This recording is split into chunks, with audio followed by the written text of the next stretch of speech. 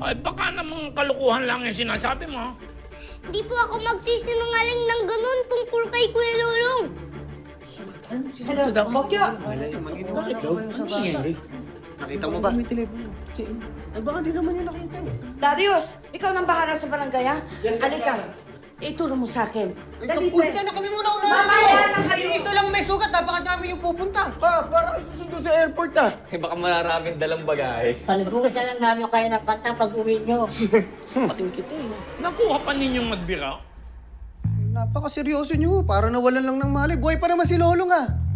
Eh kung kayo kaya ang mawalan ng buhay, gusto niya? Ha? Naku, wag po kayong ganyan. Tama na, wala pa ako nakakaaway dito. Gusto mo Gagawa ng gulungan kasi ikiusap na tayo kay Kapitana! Ama mo! Kuya Lolong, gumising ka! Tres, bilisan mo! Saan ka na ba? Saan mo nakita Kuya Lolong mo? Nasaan? Malapit na Kuya Lolong! Ayun! Long,